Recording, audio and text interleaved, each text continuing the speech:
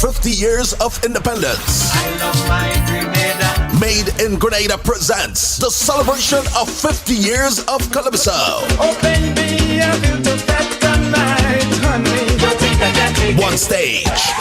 No, not so fast. One show.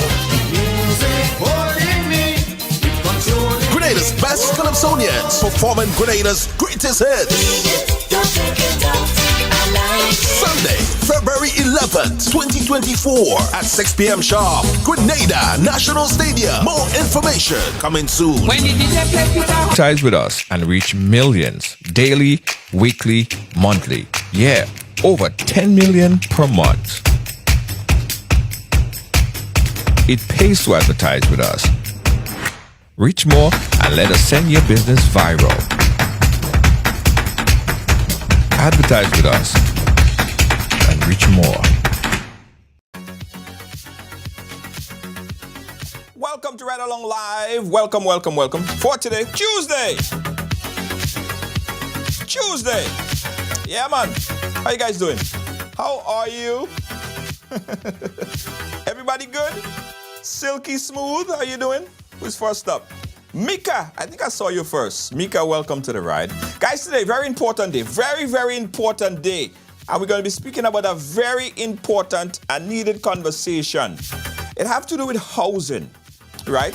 It have to do with housing, specifically with housing. There have been a lot of talk, a lot of conversation about the Housing Authority of Grenada in the past couple of days. Now, there are a lot of conspiracy theories that's going around, that is circulating. There are a lot of myths, right? There are a lot of misunderstanding. Somehow, some people are putting out misinformation. And I think we need to clarify everything. We need to put everything into perspective, right? And again, you know how we do it right here. This is an open forum. So we're open for calls throughout the duration of the program because today we will be chatting with the Minister of, let me get his ministerial portfolio correct, Social and Community Development, Housing and Gender Affairs. Honorable Philip Telesford is with us. And I want to get you guys really engaged in this conversation because over the past couple of weeks and months, right, a lot of people have been engaging us, asking us how could they obtain low-income houses in Grenada, right? A lot of families are inquiring about it.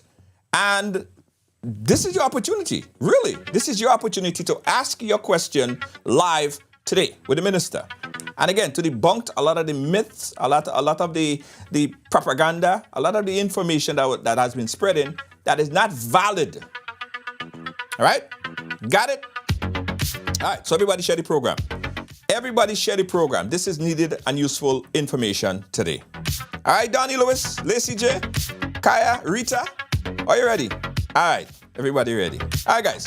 So let's give a nice welcome, ride-along welcome to Minister of, again, Social and Community Development, Housing and Gender Affairs, Honorable Philip Telesford. How are you doing, my friend? Well, good evening, Junior, and good evening to all those on your platform, the ride-along people. Yeah, man. Riders, as they say. Riders. Yeah. Good evening to you all, and thank you so much for the opportunity to join you here in a very relaxing atmosphere after a hard day of work. Yeah. Thank you so much for having me, and I really do appreciate this. No problem, man. I think I think it's necessary. Oh, that's your first time on a ride. That's the first time. Oh, yeah. Look at that. And guess what? I'm popping Willie and all kind of thing here, so.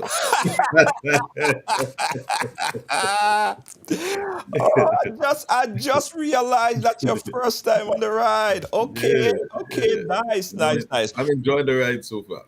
Yeah, right. You see, I have the street light and everything. We have everything just ready. Everything. The ride is ready to go. We're not stopping for nobody. We're going straight ahead. All right, Minister, tell us about your ministerial portfolio. Pretty extensive.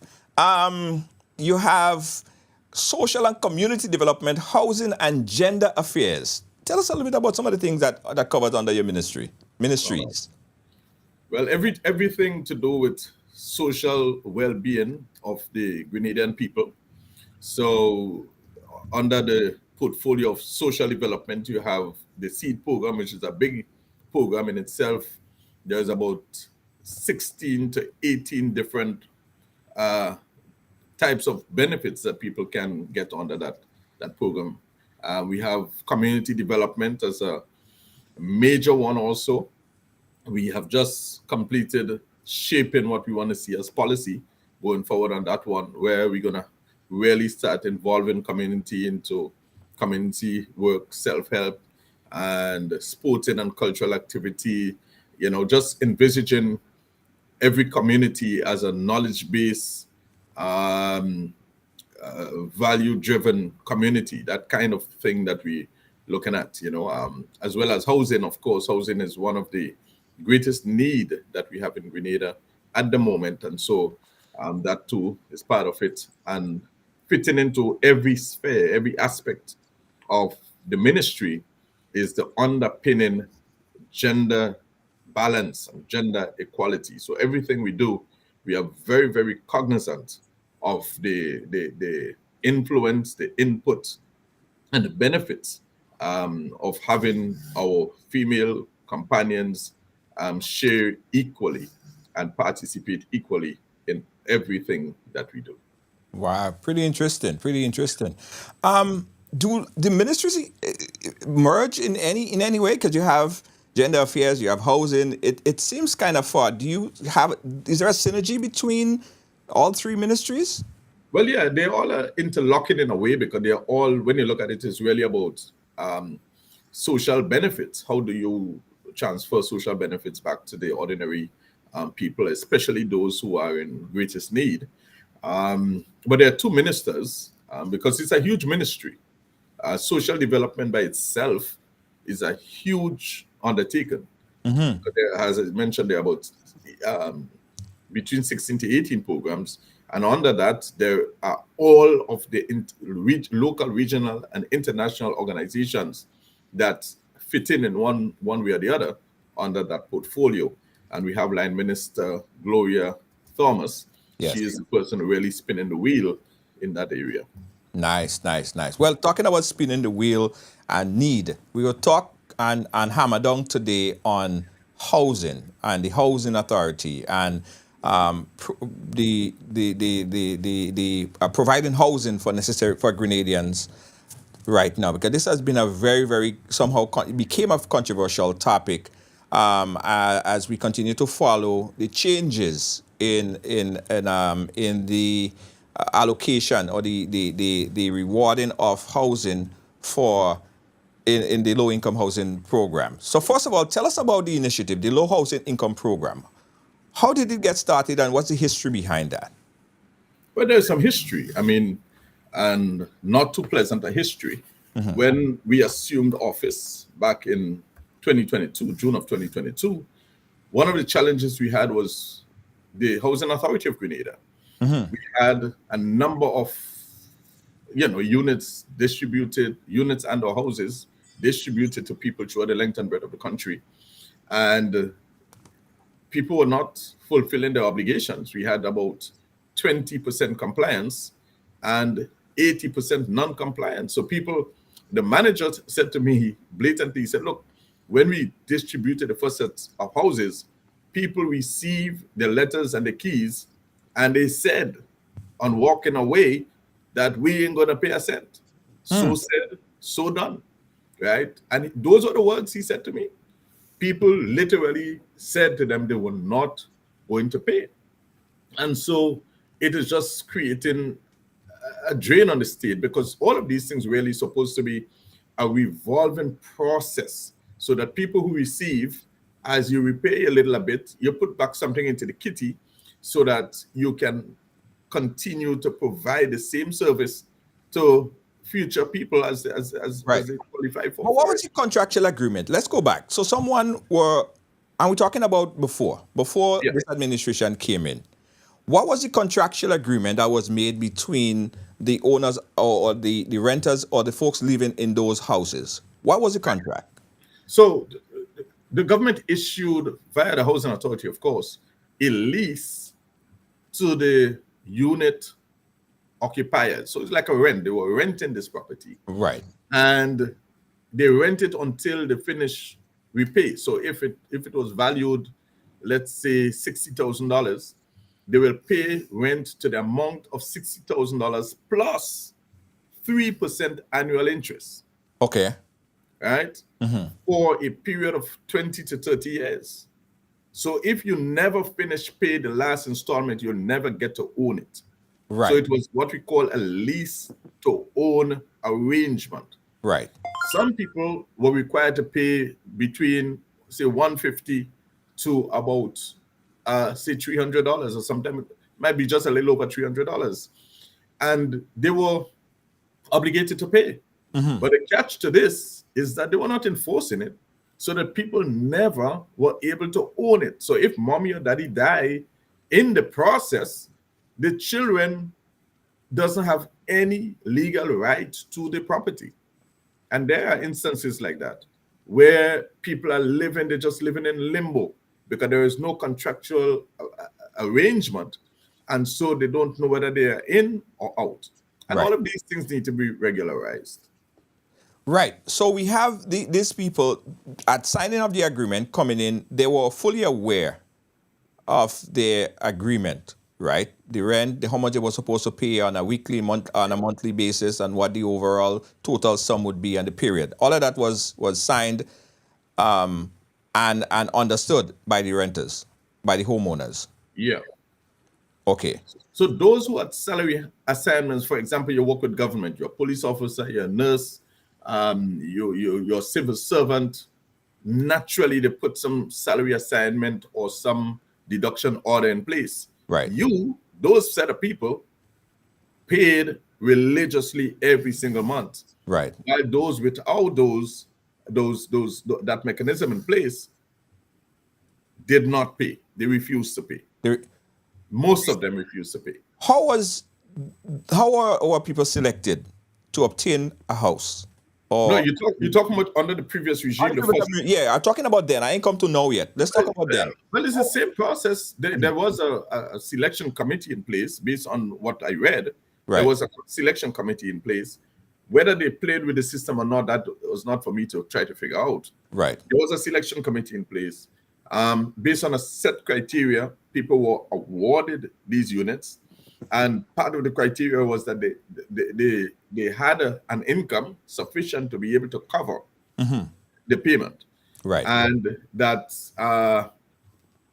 the salary range at the time had to be within a certain bracket. So Right. if you were deemed middle to high income, you're not going to qualify. Right.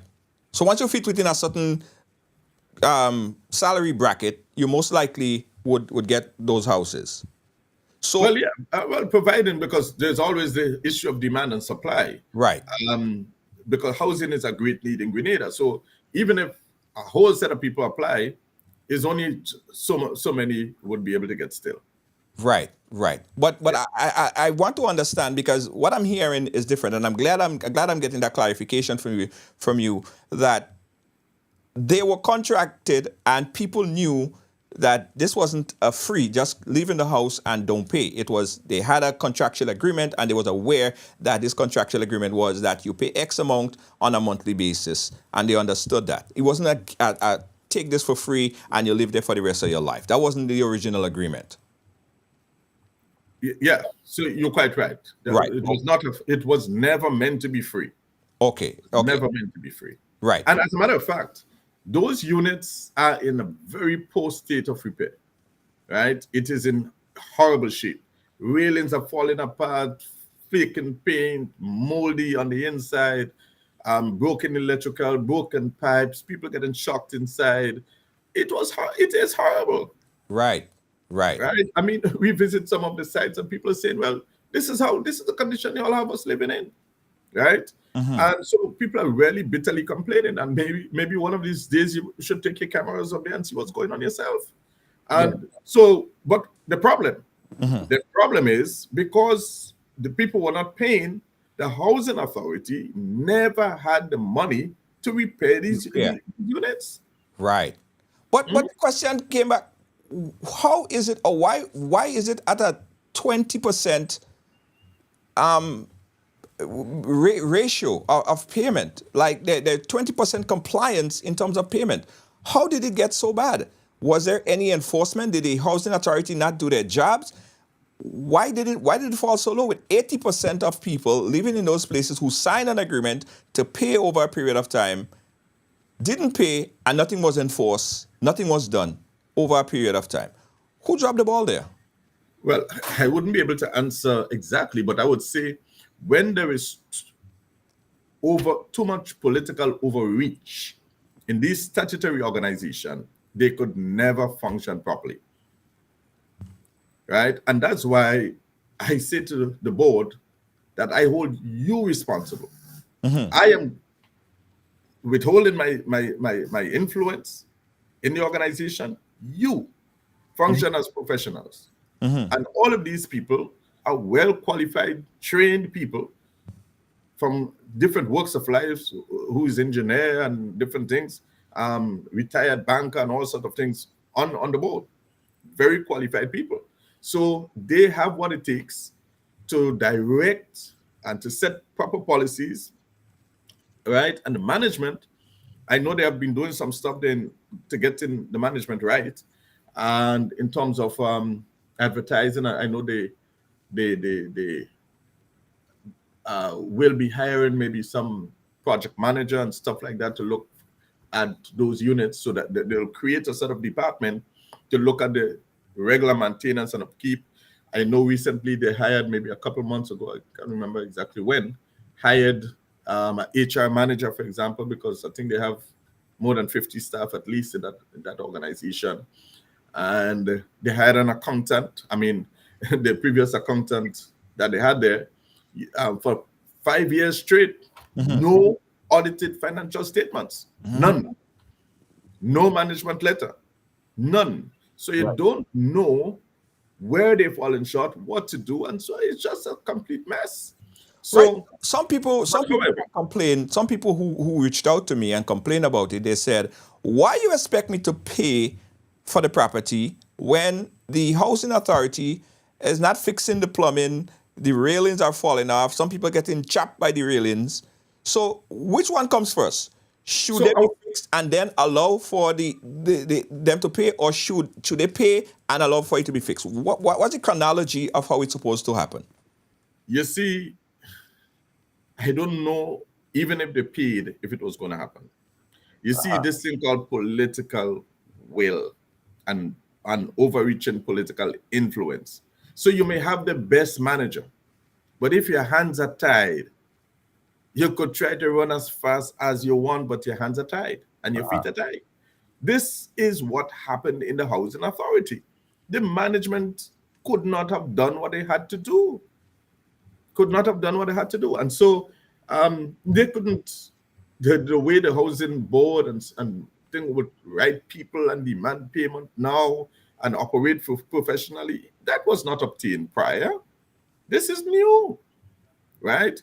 And when the chairman could say to me, "Minister, we are going to fix these units," all I asked him, "You sure you can do this? You have the money?" He said, "Yes." I said, "Well, tell me how, And these guys have made a commitment, and they said this month, October, they're going to actually start fixing the unit. These guys do have a plan, right? Yes, we are providing the enabling environment as the politician behind, and we're giving them the moral support. But prior to that, the political will, the moral support, and the drive to get these things done was very absent. Right. What is the responsibility? And it came from the very top. Right. Very top. What are the responsibilities of the housing authority versus the responsibility of the tenant living in the apartment? What is their responsibility to repair? And what's your responsibility, housing authority, to repair? So the unit occupiers or the renters, because that's what they were renting for life. Right. they had to repair their internal what goes on inside the unit, Right. right? And the housing authority would otherwise be responsible for what we call the public areas, the externals, the roof, the railings, and that kind of thing. Right. All the public areas. Right. Okay. All right. And you said that they are both in disrepair. There are a lot of issues both inside and out.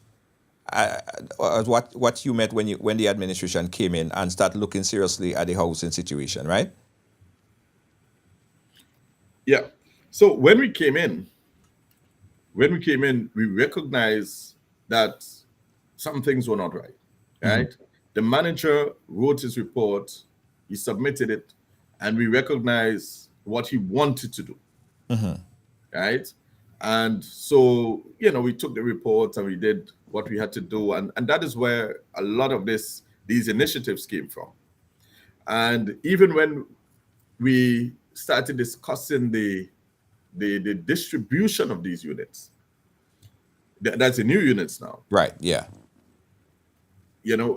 He was very supportive in us going the way that we go, because he was saying to us, if we were to do what we did before, it is not likely that we're going to get success.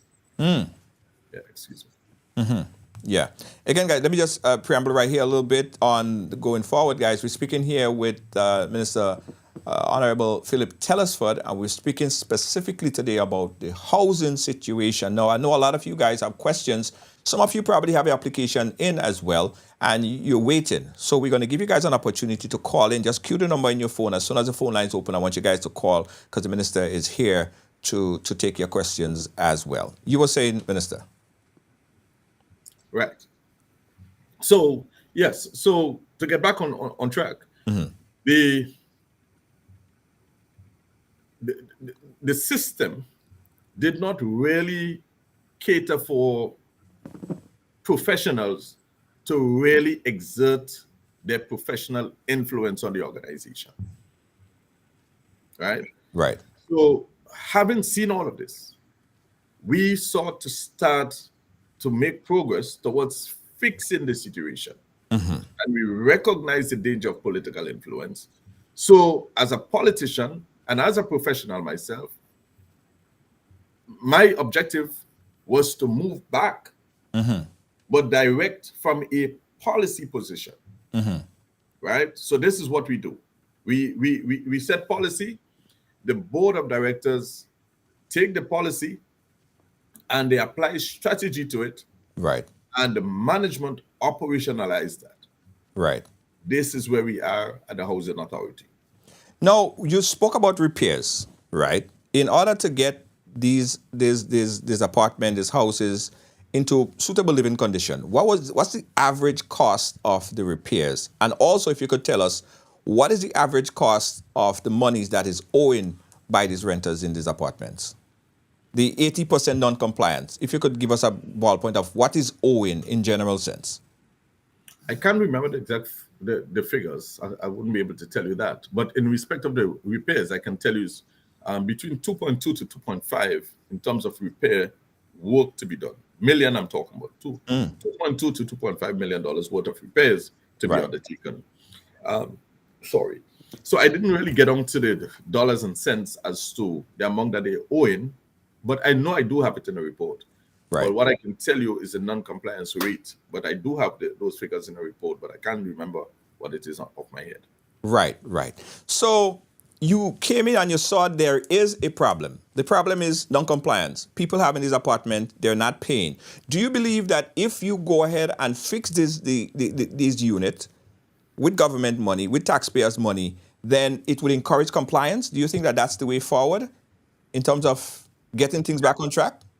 But yeah, because I believe people have a legitimate reason sometimes why they don't pay. Apart from the political influence in the past, people are looking at the fact that, my roof is leaking. You're asking me to pay, I'm getting shocked in my own house and my pipe is, broken and so on. And although I know these are internal things, some of it is internal, but the danger that imminent danger from the railings and so on the outside, and as if they feel neglected. I can tell you that because we visited these sites, and as a matter of fact, people are very apathetic about this thing now. They feel that when government officials come around, they don't they're not serious. They just come around just to mind their business and to maybe ask them to pay without any serious commitment to fix. Right. So I believe we have to show goodwill, start the process, and this is what the board is prepared to do. Start the process of repair while management continues to do what they're supposed to do, which is to follow the process of collection of outstanding amounts. So we give the support from a government standpoint. Go ahead, you fix, and we support you. Right. The board exercises that, and management does what they have to do in terms of the continued process of collection and effective management. And collection is part of management. What is the process of collection? What is the new process of collection for the 80% non-compliant? What is the process? Well, the process is very simple. I mean, the people come over the counter and they make a payment. Those who, some of them have, well, no, they don't have no standing orders at the bank. Those who are actually paying, some of them have standing orders at the bank and salary deductions with the institution. Right. But those who generally not paying are those who pay over the counter. Right. So going forward, is there a structure in place to tell those who are or have outstanding balances to the housing authority that, okay, if you come in and we assess you, we could work out some sort of arrangement to make you compliant? Is there any proposal to the non-compliant resident to become compliant? That's basically what I meant. Right. So yes. So the management has the finger on the pulse as far as that is concerned. Right. They are negotiating and treating each person as they come in on a case-by-case basis, their peculiar situations, because people's situation would have changed over time. Right. There might be people who have reached a certain age and just not able to pay. Right. There are people whose circumstances may have improved significantly, able to pay but not paying. Right?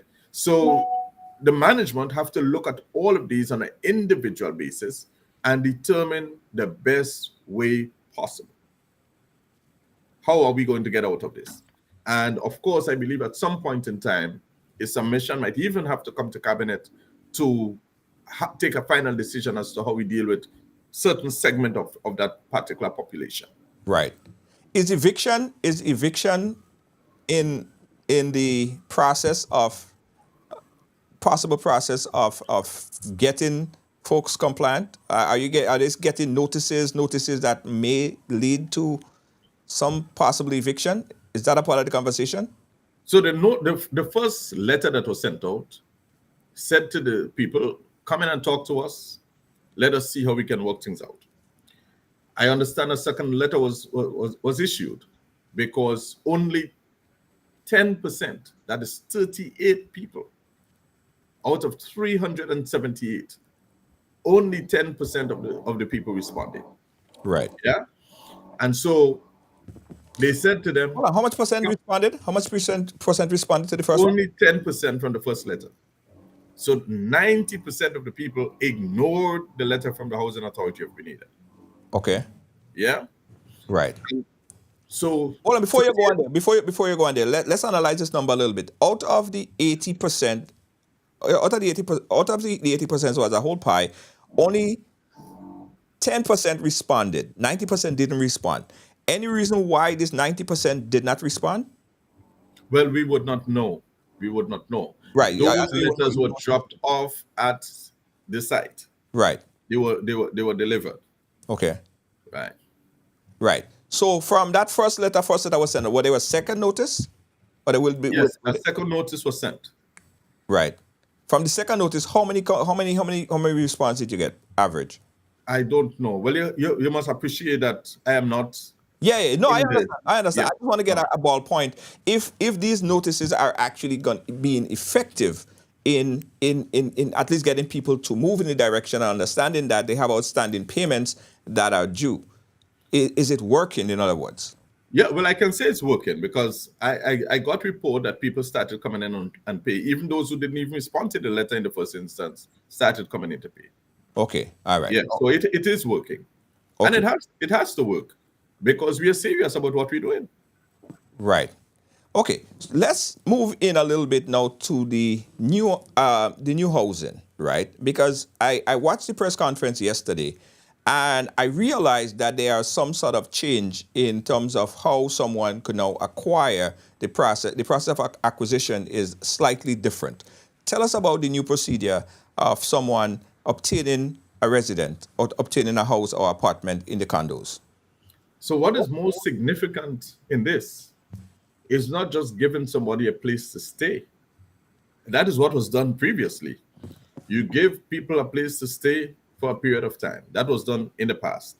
Right. What we are doing now is wealth transfer from state to citizens, Aha. to the Grenadian people. We are transferring real wealth, Right. right? This is very, very different to what was obtained in the past. Picture this for a moment. You pay $73,000 for a two-bedroom unit. That unit is valued at $204,000, So there's equity. There's a lot of equity in there. right? That is nearly 3 times the value Right. or the cost. Not even the cost, but the price, because this is still under the cost of the unit. Right. You get to the under cost. So Right. this is nearly 3 times. So you have a huge amount of equity, Yes. right? Over $100,000 worth of equity the state is transferring to you. Right. A value that the state is transferring to you. Added to that, these loans are going to be, or the financing of this is going to be done through financial institutions, whether it's bank, credit union, NIS, GDP, or whoever so participates. Right. And the government turns around and say to these financial institutions, we will guarantee these loans, so the risk to the financial institution is zero. Right. These individuals have nothing to worry about.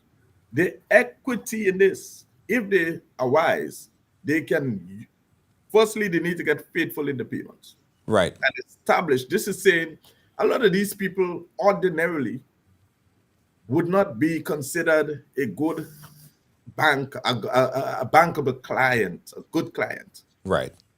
They have an opportunity now because there is worth. You're moving from a position almost overnight from zero worth to over $100,000 in worth, in Yes. real money, Yeah. real value.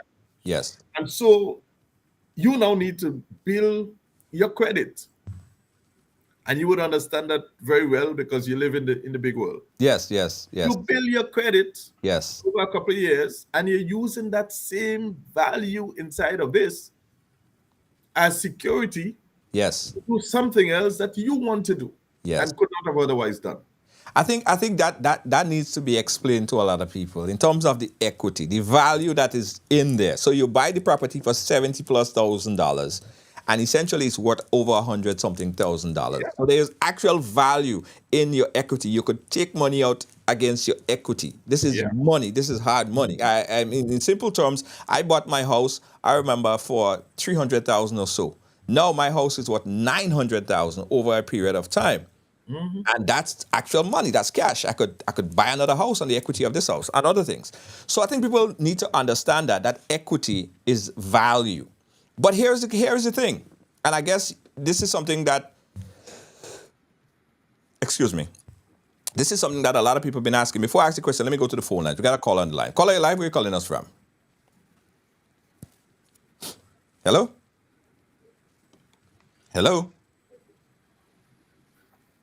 All right. Caller, you there? Yeah, hi. Yeah, hi. Are you hearing me, caller? Go ahead.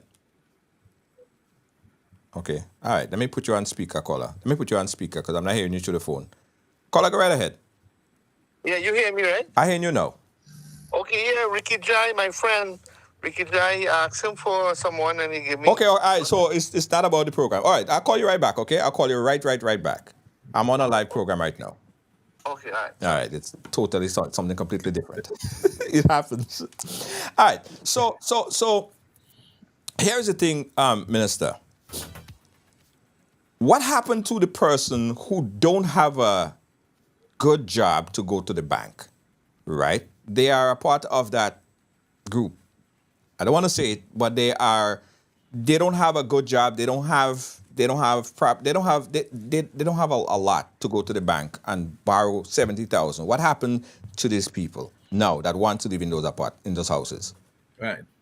So the question is, if you were not, the mere fact that you applied means that you intended to pay for the unit. Right. Between $150 to $300 or whatever it would have been in the past. Yeah? Right. Yeah. Because that is a standard thing. That is standard. And we have met with the banks. Right. I say banks, I think that's wrong. We have met with the financial institutions. Okay. At least on 2 occasions. Mm-hmm. And they are on board with us. Right. As a matter of fact, they actually like this because you see, when people have value and the risk to the institutions are low, yes, or negligible, yes, then you can literally overlook some other stuff. Yes. Because you're not taking on any risk.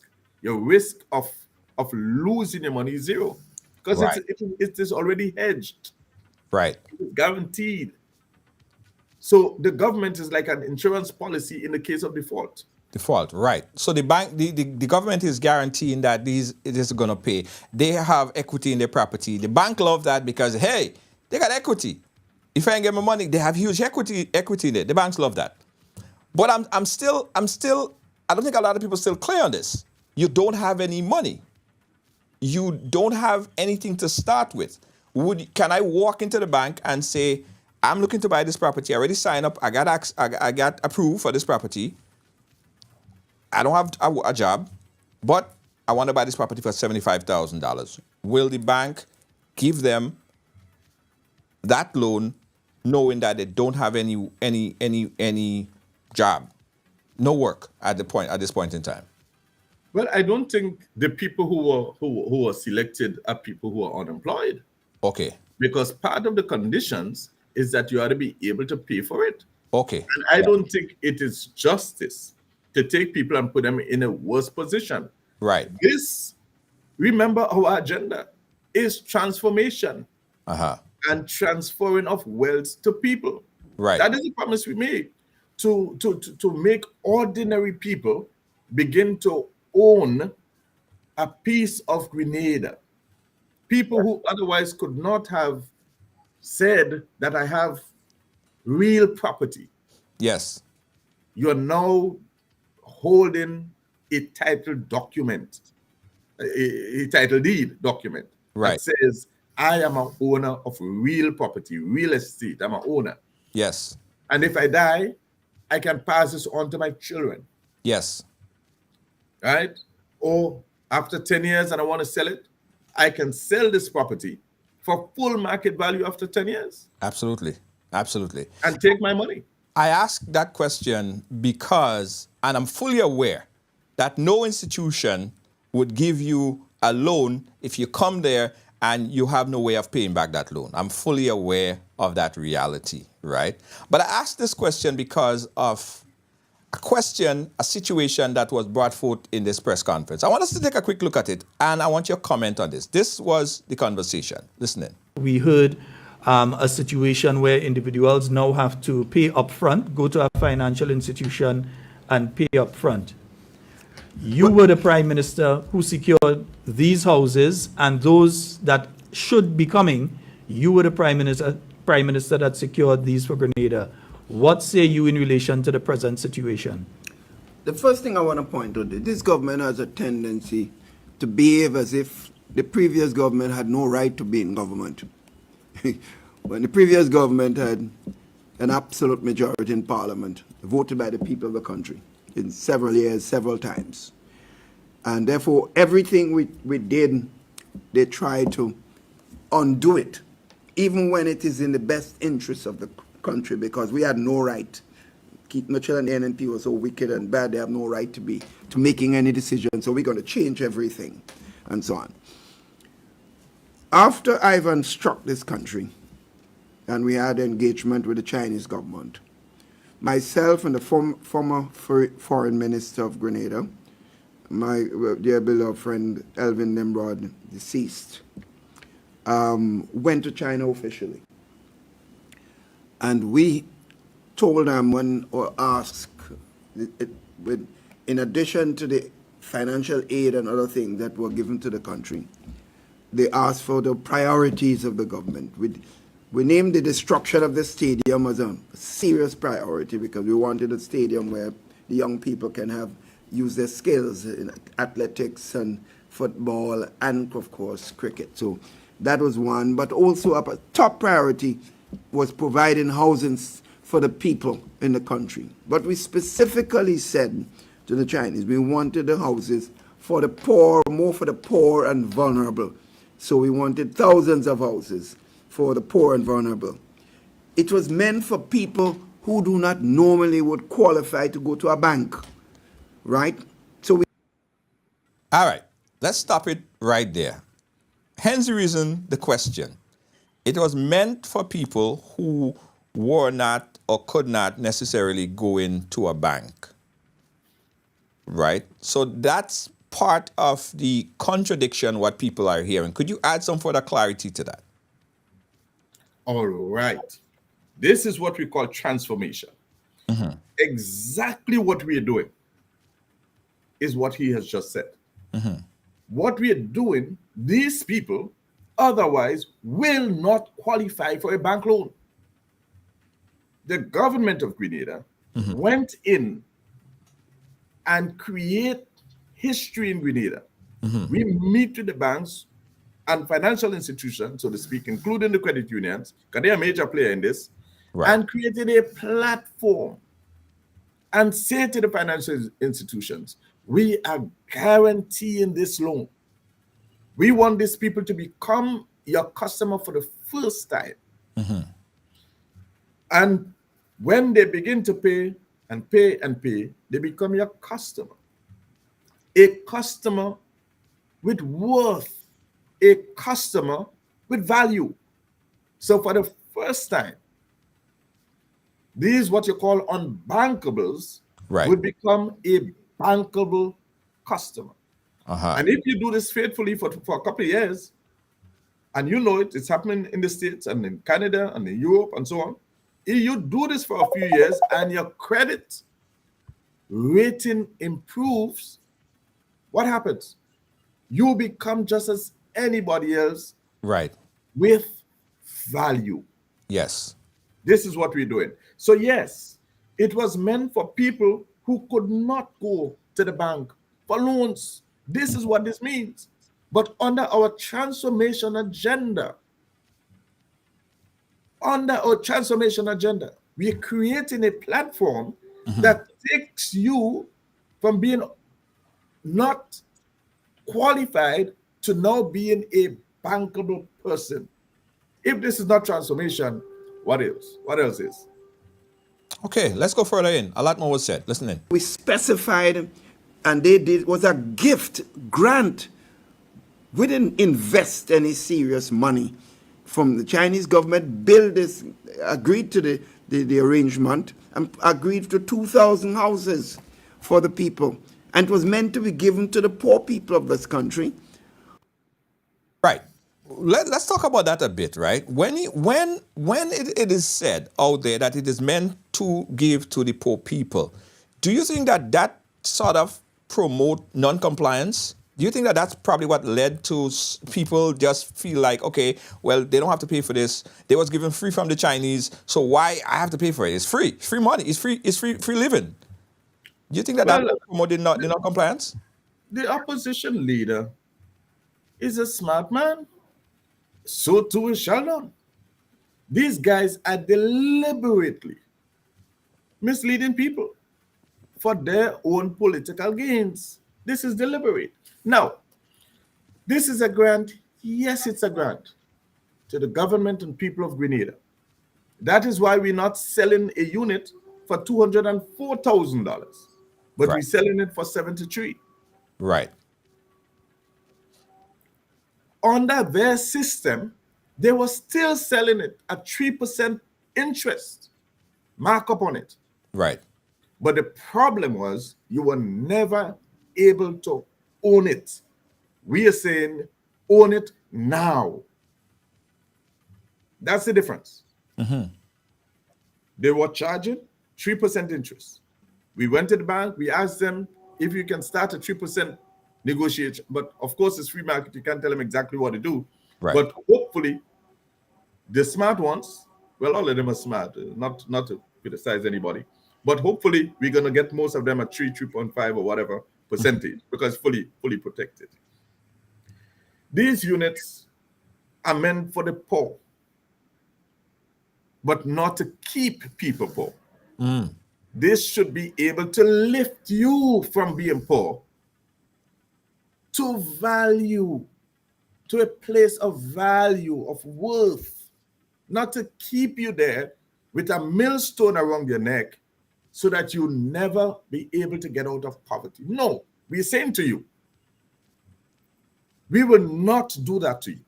We are going to give you this property up front. You're going to be able to leverage this property and maybe even send your child to school. Hedge it against a loan to send your child to school, to some tertiary education, because everybody that might get a scholarship. Right. Make that sacrifice. Right. And transform your living condition. That's what we're doing. Yes. You think anybody under these places in all the sites that were given out under phase one, any one of them could take this to the bank and say, this is value here. Can you use it as security to educate my child and to take the family out of poverty? Hell no. They can. Right. It's not possible. It's not Right. yours. Right. It's not Right. yours. So and you see, Minister, you see, I like this conversation where we could have a very slow, calm talk about the process, because I may understand having the process, but a lot of people may not quite fully understand the process, especially as it comes to as it deals with equity. A lot of people don't understand the process of, equity means that value is there. You could borrow against your equity. You could take a vacation. You could take money out and take a vacation based on your equity. You have ownership. You have rights, right? Are they going to be, or did Housing Authority plan any consultation to advise people on that particular fact? Or do you just assume everyone would automatically know this? No. We have some consultations coming up. I think on the 10th, they go into Carriacou. They're having one at the Trade Center, I believe, on the 13th. They have a lot of stuff coming up. And they will be running ads, they'll be doing their promos and so on and so on. Listen, this is just amazing. And I am seeing the staff at the Housing Authority are so excited about this. Mm-hmm. Not only that, people who never applied for these units are now calling. Right. They're calling, they're asking, they're excited. They want to get in before Christmas. So the banks got to move quick. The credit unions got to move quick. The GDB needs to move quick. And I heard they talk about putting money in GDB. Yes, you can go to GDB also. The NIS, you can go there too. As long as they see it a worthy investment, go right ahead. Right. Right? We know a lot of those banks and them are very liquid. There was a report that we saw. The bank have it. The banks, they got it. So they're very liquid. All right, let's move on. I want you to check out a few of these other comments that was made. Listen to this. Who do not necessarily will be able to qualify to go to a bank. So no matter all the things you're hearing, or they're going to get guarantees on, this is nonsense. The fact is, the minute you talk about a one-bedroom house for $50-something thousand and another bedroom house, two-bedroom for $70-something thousand, you are in fact ruling out a lot of the poor people who should be getting these houses. I would not say totally free, but with minimum amount of investment. All right.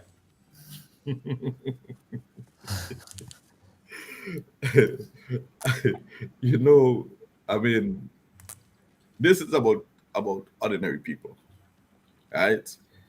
And this is so misleading, and it's very funny because I know, and everybody knows, that Mr. Mitchell does not believe what he is saying. He does not believe the things he is saying. But he says it because he believes he can fool people. And he speaks with such great passion. He's an amazing man. I listen to Sheldon Scott. He knows I listen to him regularly. I listen to him almost every day.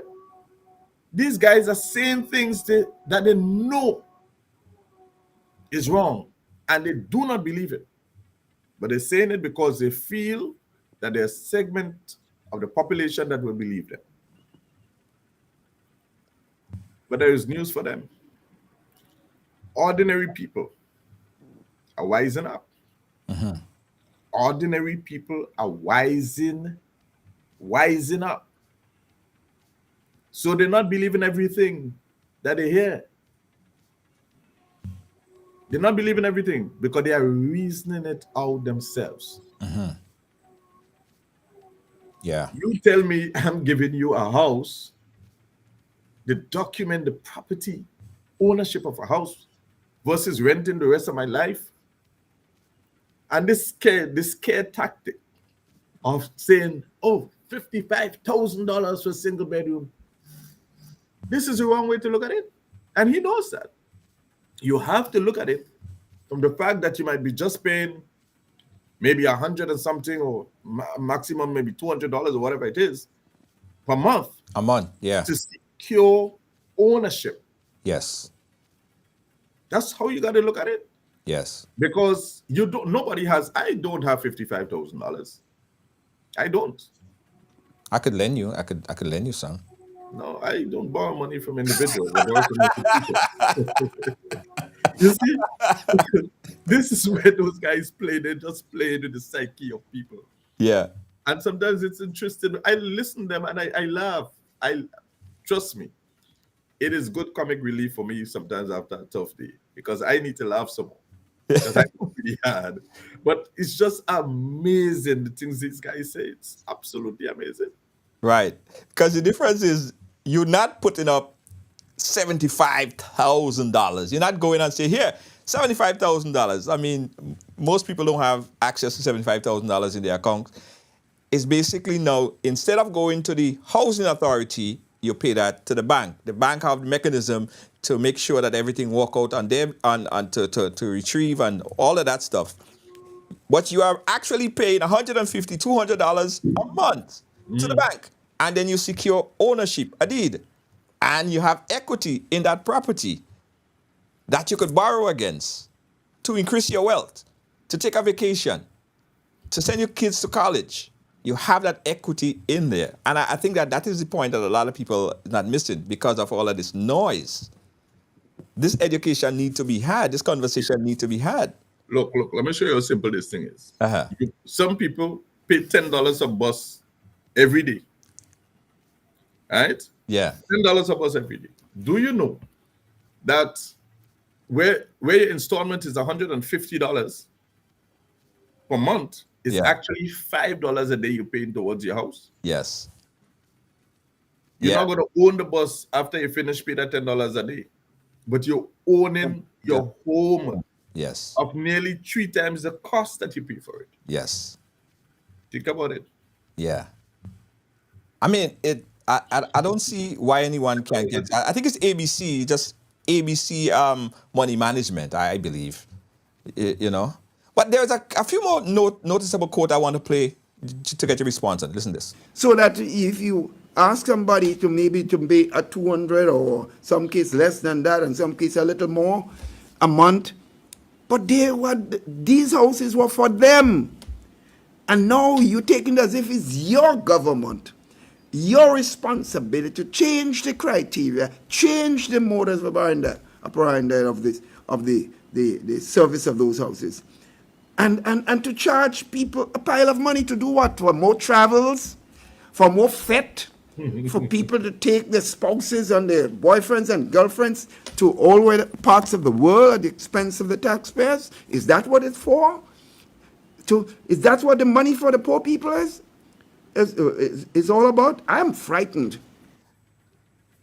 Honorable Philip Teleford, why are you doing it? Sorry, my humble apology. I don't know how to respond to this. But to laugh, because how do you respond to this? To take the boyfriend and girlfriends to travel or something like? I mean, we're talking about transferring wealth from state to people. And I just want to say something. Earlier, in his discourse, he spoke about a gift from the government and people of China, Yes. from the People's Republic of China, a gift. Well, he received a gift under his leadership too. What did he do? He allowed people to go in and occupy these units, not a cupboard, a closet. As we speak, people still have their clothes in boxes and suitcase under the bed. I visited. That's the truth. People call you in the room and say, look, no cupboards, nowhere to put our things. And they want us to You don't know cupboards? Why do you mean you don't know cupboards? because they never built cupboards.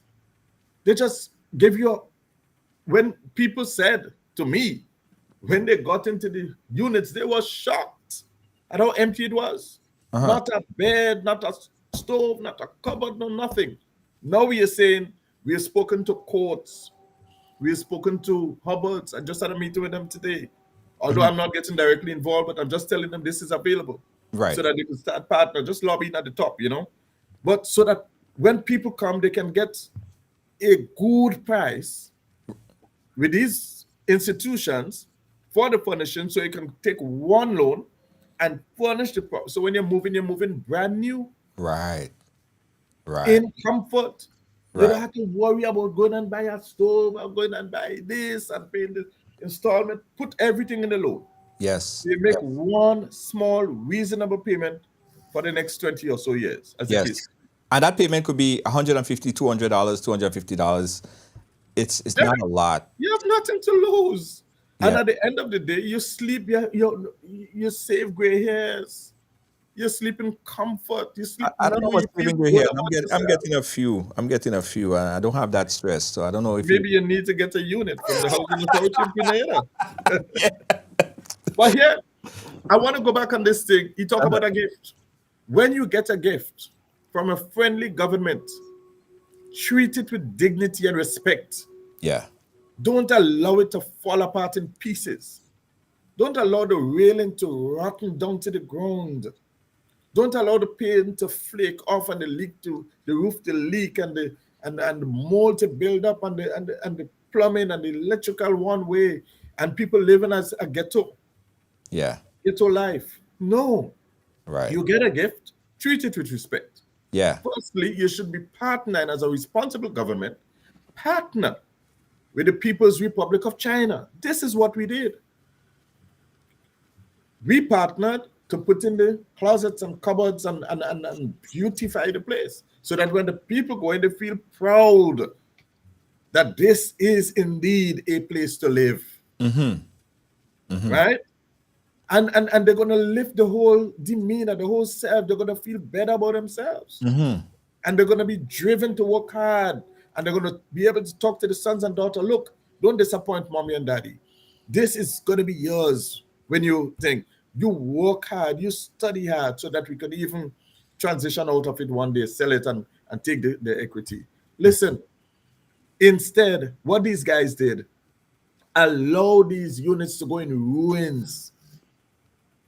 And we now, as the responsible government, is coming behind and trying to repair all of these units to the cost of millions of dollars and try to put structure in place so that we will have a continuous process where people can live in a place where they feel it is home, where they can really genuinely call home. Right. Not just a house, not just a place to sleep, a home to live and to procreate and to have a family and to feel good about yourself.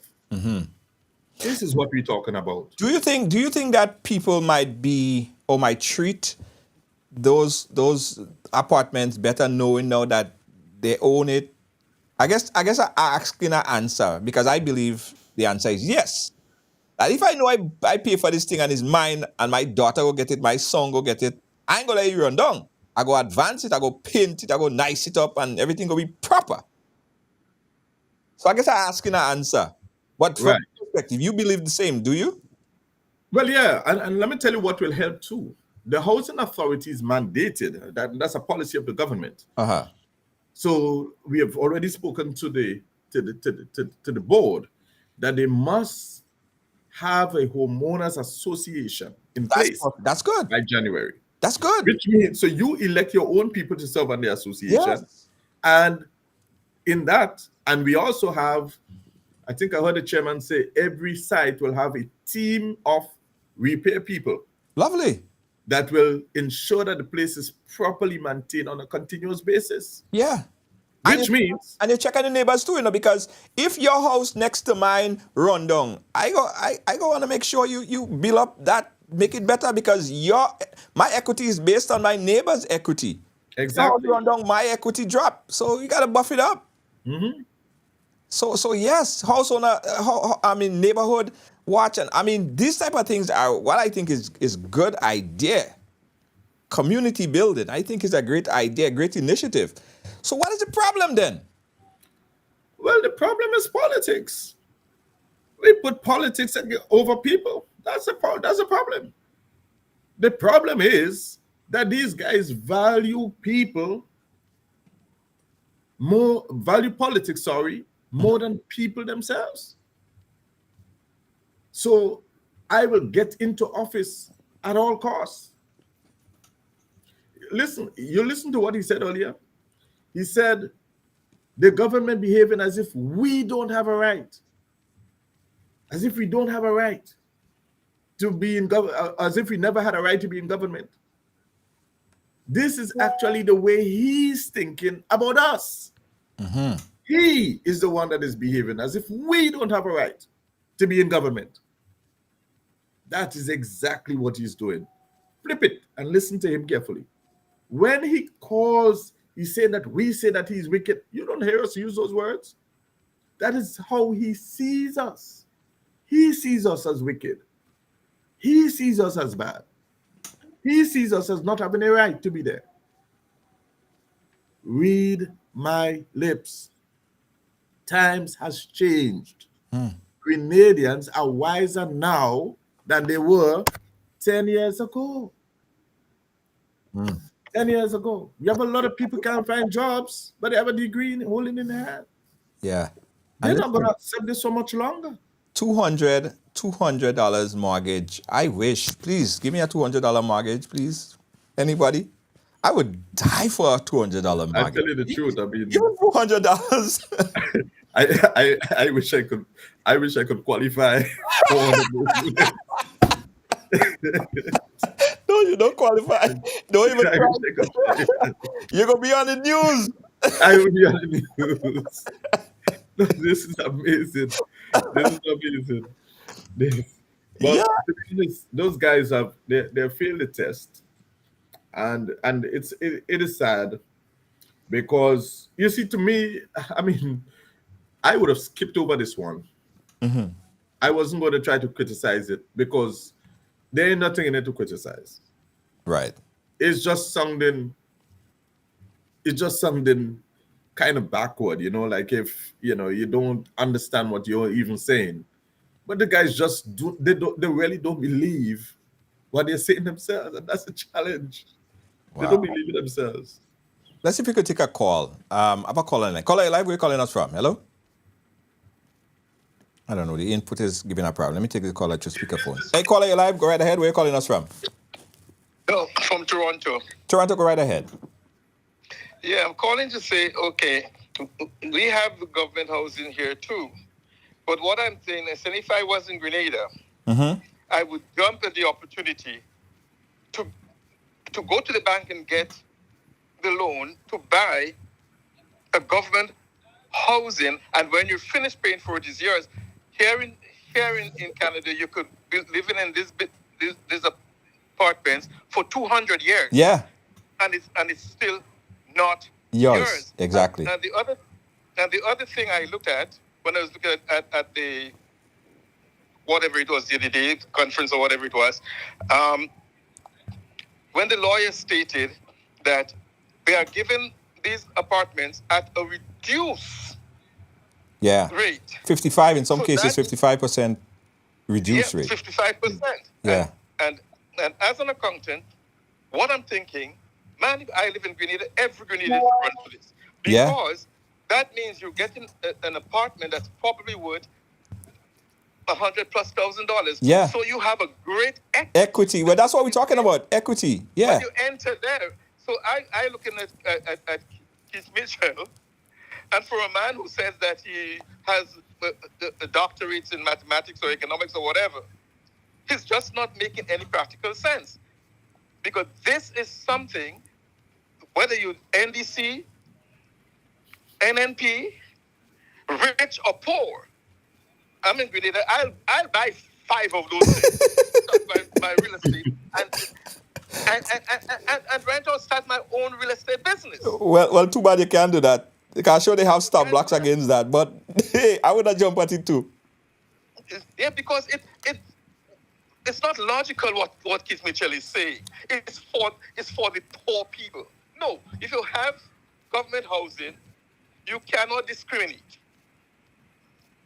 Yeah. A person who is working there and say, okay, you're not qualified, blah, blah, blah, but you have the rights too. Yeah. So now I think Grenadians should wake up. Whether you're NDC, NNP, whatever P you are, you should jump at these things and try to buy one of them, because that is real estate. So you just have a mortgage with the bank Yes. for something thousand or $50,000 for something that you're entering in. Yes. At, in some case, 55% discount. So that means you have 55% Equity. Yeah. So you're walking into money right there. And if people understand what equity means, they would jump at it because okay, I have equity in that house. I need $10,000. I could go to the bank and say, And take it out. Give me $10,000 and take it out because I have it. Yes. Exactly. So what Keith Mitchell is saying that doesn't make sense. And Grenadians need to wake up and smell the coffee, because this is, when I saw that the other day, I was like, shoot, I should be living in Grenada. Well, I'm moving the studio, everything down to Grenada. I'm glad I have the minister phone number now. I could call him. Nah, I won't be able to get it anyway. But listen, caller, thank you so much. I appreciate your input. Yeah. All right. Well, quickly, let me ask the caller. May I? Yeah. We have a great opportunity now for good life. Okay. Okay. What the minister want to ask you a question, but you have to watch it on the live because for some reason the phone line is not going through the system, so I have to put it on speakerphone. But minister, I could ask him the question. He's going to catch it on the live. If it was a lease arrangement, would you want to buy these units? Well, he obviously can't respond, but if you ask me, in this situation where I have ownership and I could buy it and full right own the property, I would more than buy it. I want 5. Of course. Yeah, I want 5. Give me more. If I could have, I love it. But that's where consultation comes in, Minister. That's where consultation comes in, because a lot of people, again, probably don't understand equity. And I think it's an injustice when the people who do understand is not giving people right and credible information. There's nothing wrong with telling people, yes, it's a good deal because you own something, you have equity. Just imagine, guys, you now want to go on a vacation. You want to go somewhere with your family. You could go to the bank and you have $200,000 equity in your property. You could go to the bank and say, give me $10,000. I want to take out $10,000. It's actually money. Give me $10,000. The bank could then take that $10,000 from your equity, give you cash in your hand. Boom, you have $10,000. Cash. So even if you are right now, you have absolutely nothing. You have zero. You have you working and you're not even you working from hand to mouth, as they say, and you're just paying your bills. No, by buying this property, you just automatically get $100,000. Just think about it. You get $100,000 in your bank account that you could borrow against. And over time, I know that's not the minister speaking, that's me. Over time, guys, real estate the value always increase. It always increase over time. So you better get it now. Because I tried to buy a land down in Grenada the other day, and the price that they told me wasn't the price they told me 2 years ago. The price always goes up.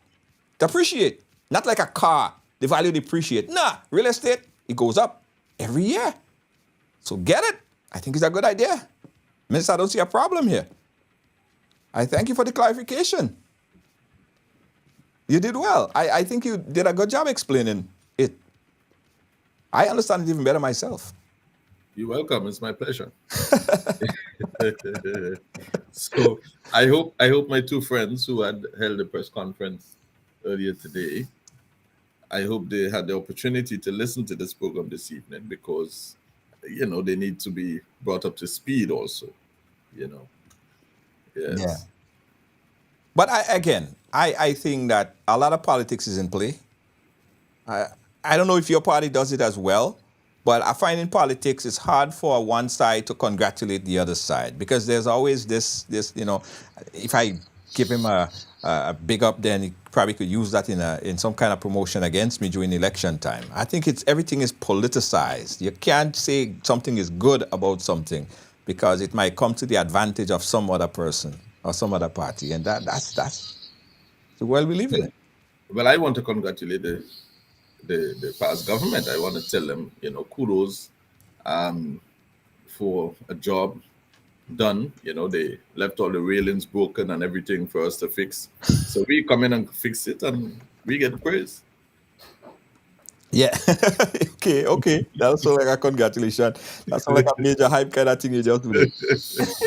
All right. Somebody asking on the live, they said, I want to ask the minister if you have that it have people who signed up to get house and they didn't get through. I'm currently renting and will try to get a housing unit, and they didn't get through. How could someone apply? Is the application process ended, or is it still open? All right. So there are things that may happen. We never know. For example, I'll just give you one instance. I know of two applicants who are now deceased, right? Oh, I see. So, who knows? The committee may just pull somebody at random, or who came close to making it the last time and just put them back in the equation. Who knows? But that will not happen like immediately. You would have to settle up everything first. So maybe sometime in the new year, hopefully, you might get 1 or 2 units that might be available. Who knows? But the greater answer to this is that there is Project 500. We've started the process where we have intended to build, 500 Grenadian-style homes, and that is well in train in terms of the planning. We've put a lot of structures in place. It took the last 12 months to start to get those things in order, and I think we are really at a place now that we can start engaging our partners to make this thing happen. And it's going to be a similar massive transfer of wealth at the appropriate time. So over time, we're gonna get there gradually. I also want to say that the Housing Authority of Grenada is open for business.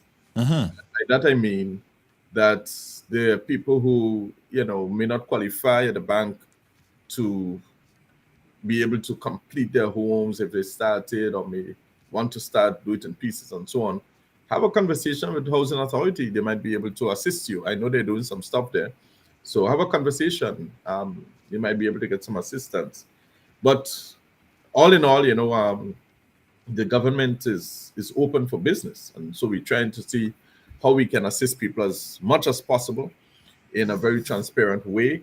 And the idea is about generational wealth transfer to lift people out of poverty. And so whatever we do, we have those things in mind. Right, right. And my request, as always, there should never be a litmus test in giving those houses or apartments. You know, it's Grenadian, and I say this not to say that you are giving a litmus test, asking. Well, I'm sure there's no questionnaire that asks for what color you support, but there should never be a litmus test. It should be open and fair to everyone straight across the board. I just needed to say that because when I'm offering assistance here, I never ask any person what party they're affiliated with. You need the help, you get the help. That's it. So I just needed to say that. Right. So I mean, by and large, I mean, the final list was sent in terms of for cabinet and so. Junior, I was not part of the process. I don't know who gets. I at this point cannot call out 3 persons that I know qualified. I cannot call out 3 persons that I know qualified. Right. Well, that's good. Right? I really don't know who those people are. There was an independent committee set up by cabinet, and the people did the work. They submitted the report to cabinet. Cabinet basically approved the report and sent it to the housing authority and did the transfer and so on. So housing authority now have it. So housing authority don't even know. Yes, and we took rep from all the sites, all the areas where the houses were, just as under the old system.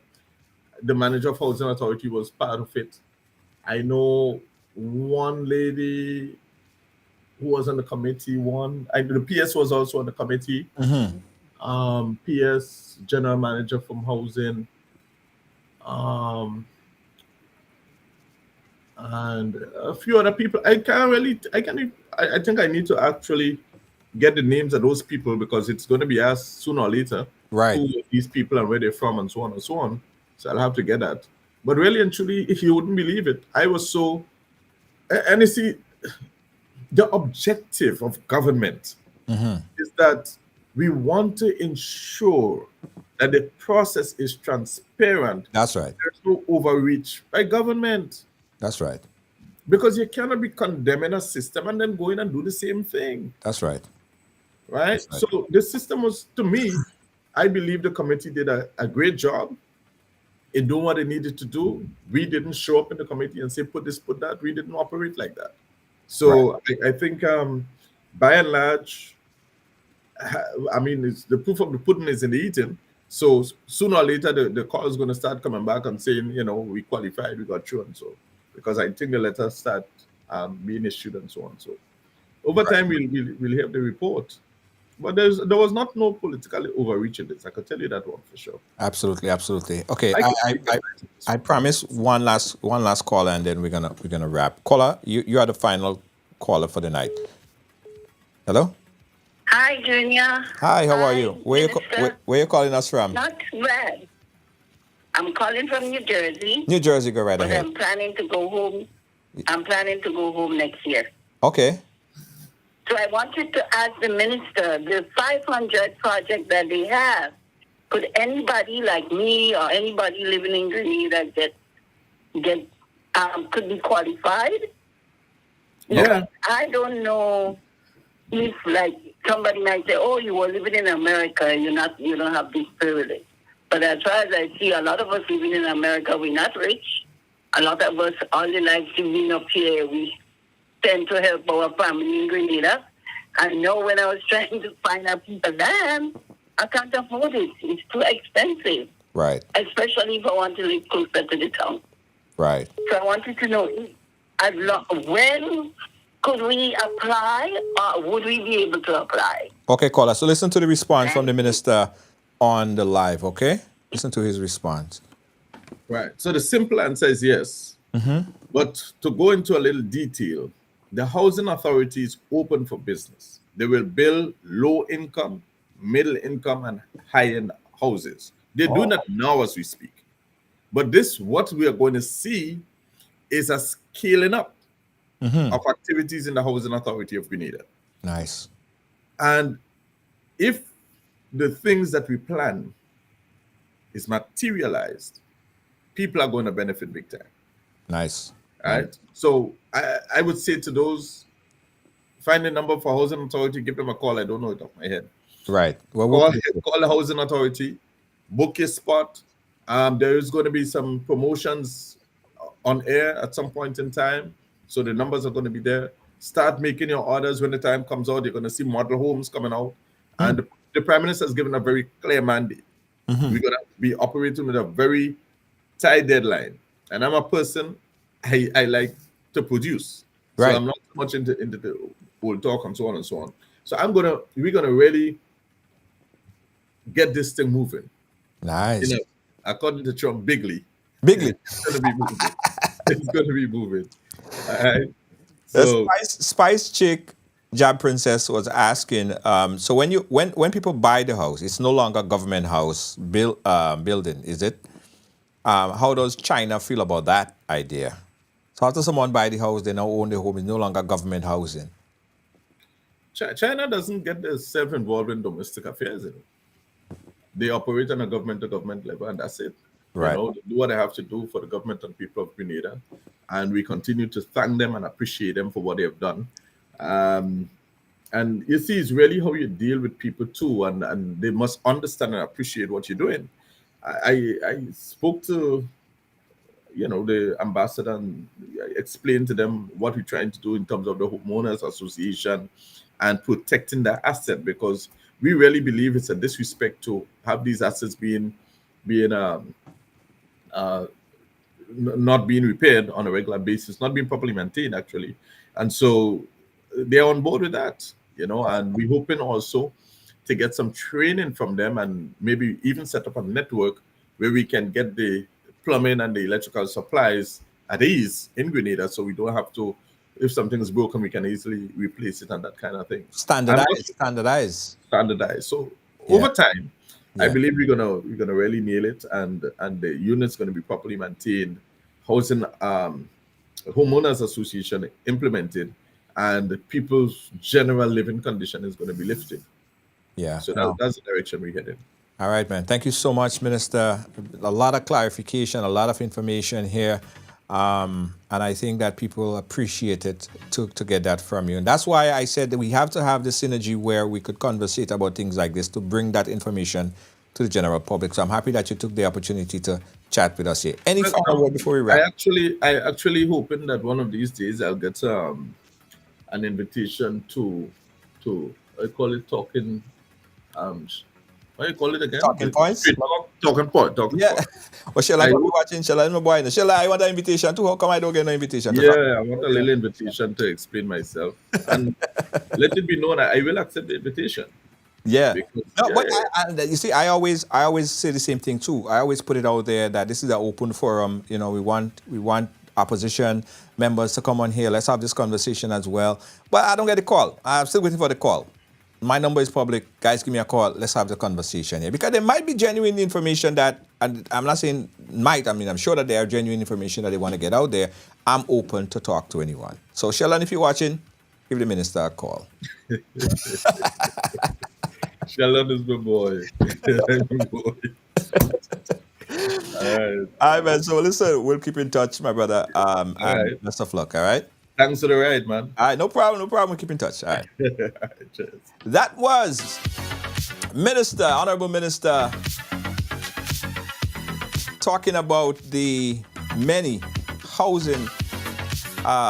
ideas for the Housing Authority of Grenada. Great ideas. I got some closing thoughts. Don't move. We'll be right back. Advertise with us and reach millions daily, weekly, monthly. Yeah. Over 10 million per month. It pays to advertise with us. Reach more and let us send your business viral. Advertise with us and reach more. All Pro Health Staffing announced its immediate healthcare opening in Queens, New York and Nassau County. Why choose All Pro? Because we're simply the best. We're a company for nurses, by nurses.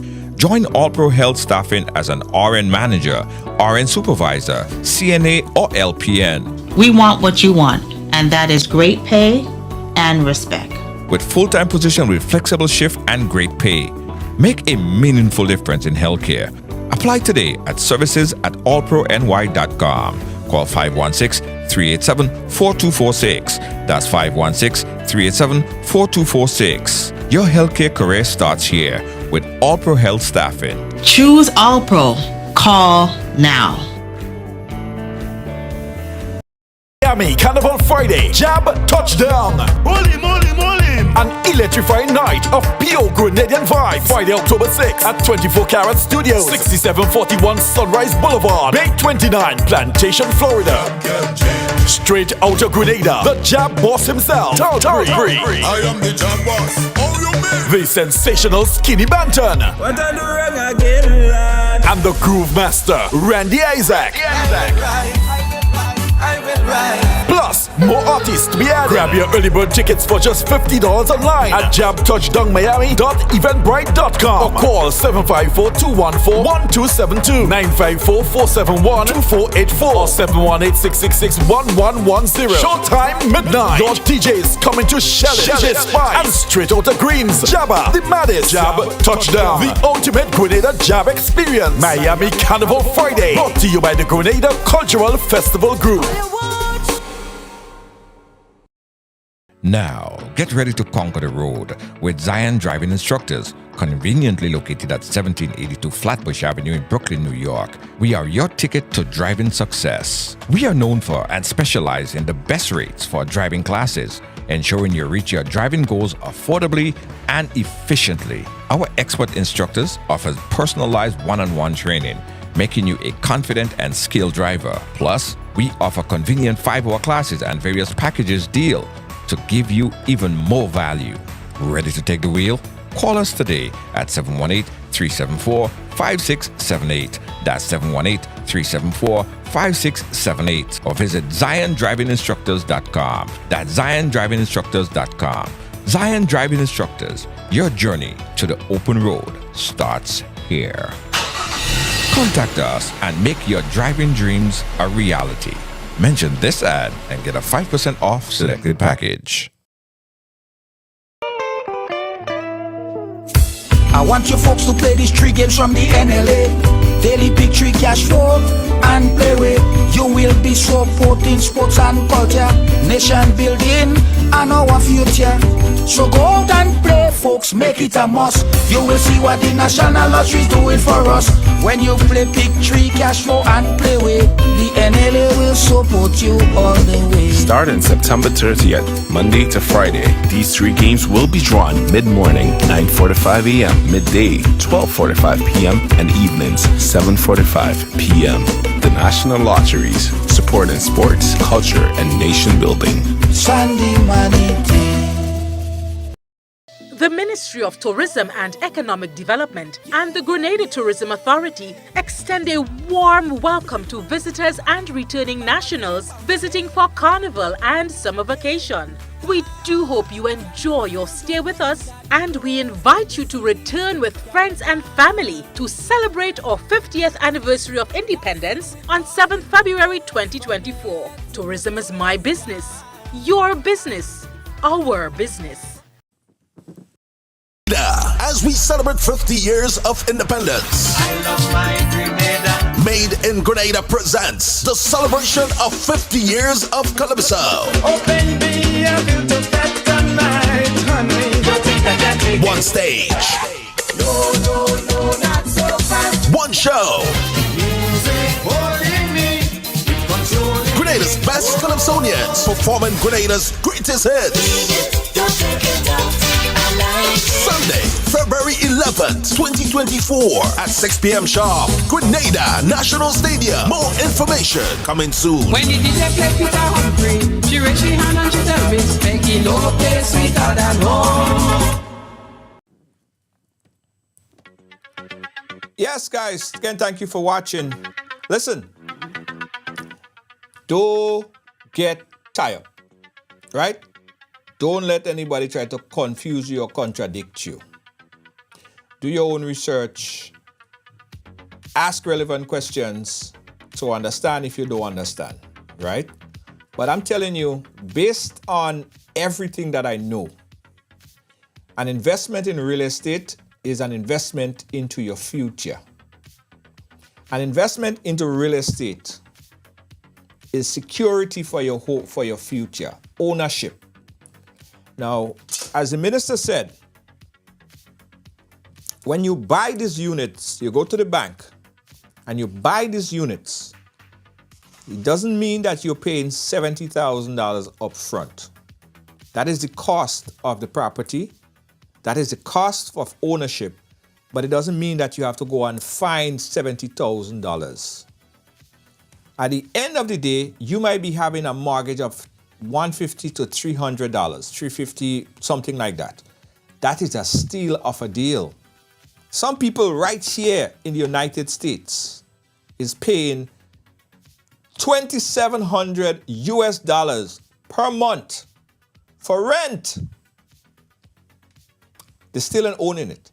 They're paying that until they get gray, and they're still getting evicted at the end. And every month, what the landlord doing? They're doing a little repair in the bathroom, and they're increasing the price. So you start paying $27,000. In the next 2 years, you're paying out $29,000 or $3,000 for the same apartment. No major changes to it. And you still don't own it. So your family members in Canada, US, England, and other places, they understand this very clearly because we do this every single day. Now, when you're talking about mortgage, when you see you talking about mortgage, there is a sense of ownership. There's a sense of, there's just a feeling that you get when you know you own a property. You own something. You even own a little, probably you might have a little outside where you could plant a little something, you could paint, you could fix up yourself. You own this. Think about it now. In the next couple of years, when the real estate value increase so high, you could say, you know what? I want to move. I want to go to another country. I want to move out of Grenada, whatever the case is, or you want to do something else. You now could sell the same property that you paid for, that you paid $75,000 for. You could sell that for $300,000 and $400,000 and $500,000. So you might have a balance that you owe in the bank. You might have $25,000 that you owe in the bank on your mortgage. You sell the property for $200,000, $300,000. You pay the bank the $50,000 or $25,000 that you owe them, and you just made over $200,000-$300,000 sometime in the space of a month or two. So ownership, Jed, ownership. And I would encourage anybody, if you're trying to get out of poverty or you're trying to get out of the situation that you're in, if you get an opportunity to buy a home, don't walk, don't skip, run and do it. Run, sprint, get it done, do it. Don't let nobody tell you anything different. Don't let nobody tell you anything different. You know, it's easy to fool people, right? But it's hard to let people know that they're actually being fooled. Don't let people make you into a fool. This is the facts. Facts. I'm telling all you. Ask anybody in Grenada right now. Call a family member in New York and ask them how much you're paying for rent. Ask them how much you're paying for rent, especially if they're living in Brooklyn, if they're living in Queens, if they're in London, if they're living in Notting Hill area, anywhere. Canada, ask them how much they're paying for rent. Lot of mercy. You can't even a basement, a little basement thing where your heater, you're next to the heater and you're next to all the light bulbs and stuff in the basement. $1,500 a month, US dollars, a month. So your family members are doing it. And there's no money tree here in New York. Now you have an opportunity to own a property for $200 EC, $300 EC dollars. Lord of mercy. Silky say 1,500 Canadian. You get the opportunity to own a piece of property for $300 a month. $300 EC dollars a month? $300 a month? Come Come on. And you own it. You're not renting. You own it. And on top of it, you have equity. Equity, value. 5 years, they say, you know what? I want to go on a vacation with my family. I want to go on a cruise. You want to go on a cruise? You go to the bank and say, listen, how much equity I have in my property? Oh, so you have $200,000 in equity. Give me 50,000. Yeah. You want 50,000? Yeah. The bank will just say, okay, 50,000. Here's your cash. $50,000 cash. Because you have that value. You have that value you could borrow. You want to do a repair to your home, you go to the bank and you take out the equity, you take out the cash, and you buy your property, you buy whatever you want to buy. So, yeah. After you sign up, you could even take out the equity and buy land. You see? Somebody said it right. So you have so much equity in the house and somebody's selling a land or they're selling a nice piece of land up in Ladig up there. You'll be like, you know what? I want to take out $100,000 equity. You take that equity out and you go and buy that piece of land. You see how you start to uplift yourself? Now you have a land and you have a whole apartment, a condo that is yours. And then after a time, that land that you buy in Ladig up there, it's gaining equity too, you know. So you could then take out equity in that and buy another property, lot of mercy. How do you think the rich get rich? How do you think Trump and them have all these properties and stuff like that? They're not spending money out of their pocket and people spending is credit and equity and that's the kind of thing that they're doing. That's the kind of thing that they're doing. Don't let nobody fool you. Don't let nobody fool you. If I was in Grenada, Jed, boy, and you tell me $300 for mortgage, and I own the property, I don't have to say no more. Guys, you understand what I'm saying, right? All you understand what I'm saying. I ain't speaking over nobody's head. I don't like to speak over people's head and all you understand what I'm saying. All you get me, right? Don't let nobody fool all you. Don't let nobody fool all you. Don't let nobody fool all you. Don't let nobody fool all you. Equity. That is the word. That is the word. That is the word. Lynn, tell them how much is it. Let me not put Lynn on the spot. But I wish, I hope, and I pray my mortgage was $300.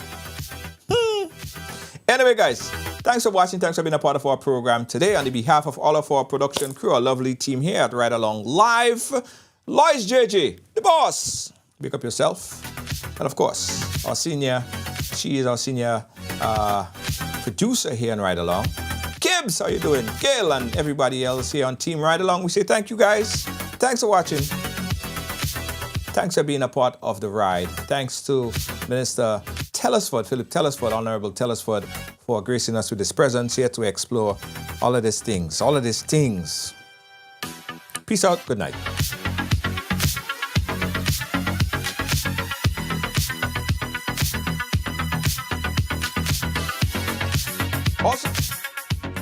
Also, guys, as a reminder, I want you guys to click that link. Lynn, if you could put that link in there for me. If you want to follow us on WhatsApp. Now, WhatsApp has this really new cool thing where you could follow us. So click that link and follow us on WhatsApp, guys. Very cool. Follow us on WhatsApp. Because we post updates on WhatsApp even before we put it on Facebook. So you get in the know first on WhatsApp. Good night, everybody.